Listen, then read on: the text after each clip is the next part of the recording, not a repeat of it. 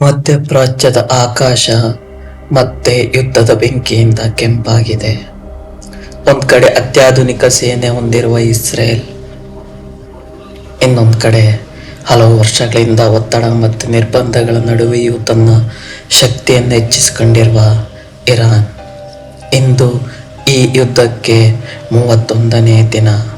ಪ್ರತಿದಿನ ಕ್ಷಿಪಣಿ ದಾಳಿ, ಪ್ರತಿದಿನ ವಾಯುದಾಳಿ, ಪ್ರತಿದಿನ ಜೀವಗಳ ಹಾನಿ. ಈ ಯುದ್ಧ ಹೇಗೆ ಶುರು ಆಯಿತು? ಇದೀಗ ಪರಿಸ್ಥಿತಿ ಹೇಗಿದೆ?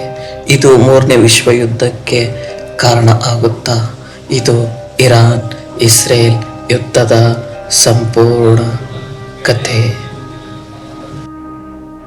2026 ಫೆಬ್ರವರಿ 28 ಈ ದಿನ ಯುದ್ಧದ ಆರಂಭದ ದಿನವಾಗಿ ಪರಿಗಣಿಸಲಾಗುತ್ತೆ. ಮಾಹಿತಿಗಳ ಪ್ರಕಾರ ಅಮೆರಿಕ ಮತ್ತು ಇಸ್ರೇಲ್ ಸೇರಿ ಇರಾನ್ನ ಅಣು ಕೇಂದ್ರಗಳ ಮೇಲೆ ದಾಳಿ ನಡೆಸಿದ್ವು. ಅವರ ಆರೋಪ ಏನು ಅಂದರೆ ಇರಾನ್ ಗುಪ್ತವಾಗಿ ಅಣ್ವಸ್ತ್ರ ತಯಾರಿಸ್ತಾ ಇದೆ ಅಂತ. ಆದರೆ ಇರಾನ್ ಹೇಳಿದ್ದು ಏನಂದರೆ, ನಾವು ಅಣುಶಕ್ತಿಯನ್ನು ವಿದ್ಯುತ್ ಉತ್ಪಾದನೆ ಮತ್ತು ಶಾಂತಿಯುತ ಉದ್ದೇಶಗಳಿಗೆ ಮಾತ್ರ ಬಳಸ್ತಿದ್ದೀವಿ ಅಂತ.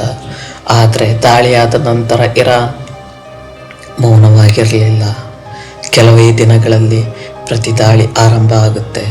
ಕ್ಷಿಪಣಿಗಳು, ಮಾನವರಿಲ್ಲದ ವಿಮಾನಗಳು, ಸೈಬರ್ ದಾಳಿಗಳು. ಇದರಿಂದ ಮಧ್ಯಪ್ರಾಚ್ಯದಲ್ಲಿ ಉದ್ವಿಗ್ನತೆ ಹೆಚ್ಚಾಗುತ್ತೆ. 31ನೇ ದಿನಕ್ಕೂ ಯುದ್ಧದ ತೀವ್ರತೆ ಕಡಿಮೆ ಆಗಿಲ್ಲ. ಇಸ್ರೇಲ್ ಇನ್ನೂ ಇರಾನ್ನ ಸೇನಾ ಕೇಂದ್ರಗಳನ್ನು ಗುರಿಯಾಗಿಸ್ಕೊಂಡಿದೆ. ತೆಹರಾನ್ ಹತ್ರ ಸ್ಫೋಟಗಳ ವರದಿಗಳು ಕೂಡ ಬಂದಿವೆ. ಇನ್ನೊಂದು ಕಡೆ ಇರಾನ್ ಕೂಡ ತೀವ್ರ ಪ್ರತಿದಾಳಿ ಮಾಡ್ತಾ ಇದೆ.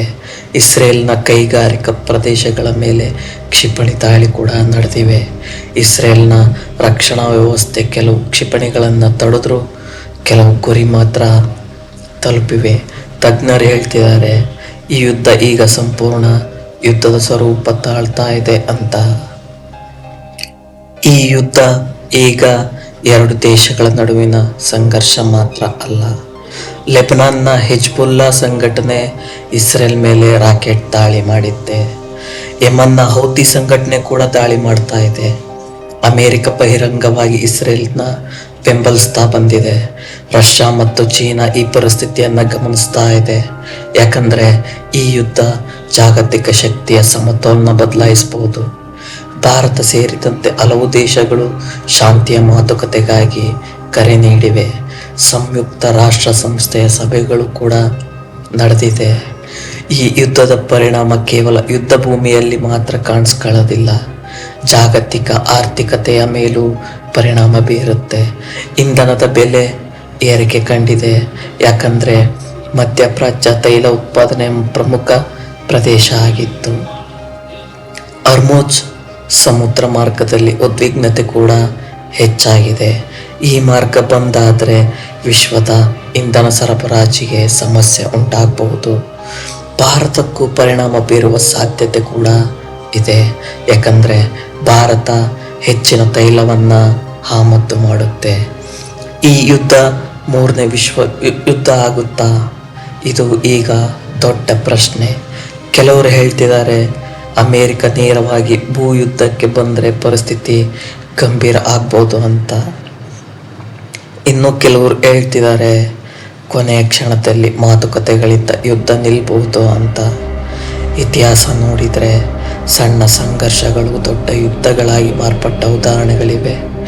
ಈ ಯುದ್ಧ ಕೂಡ ಆ ದಾರಿಯು ಹೋಗುತ್ತಾ?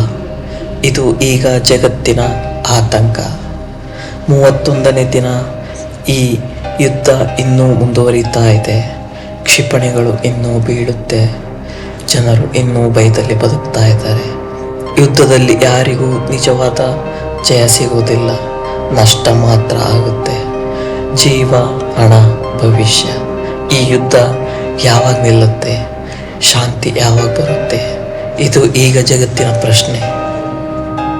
ಇದು ಕೇವಲ ಇರಾನ್ ಇಸ್ರೇಲ್ ಯುದ್ಧವಲ್ಲ, ಇದು ಮಾನವ ಕುಲದ ಭವಿಷ್ಯದ ಪ್ರಶ್ನೆ. ಮುಂದಿನ ದಿನಗಳು ಏನು ಇರುತ್ತೆ ಎಂಬುದನ್ನು ಕಾಲವೇ ನಿರ್ಧಾರ ಮಾಡಬೇಕು.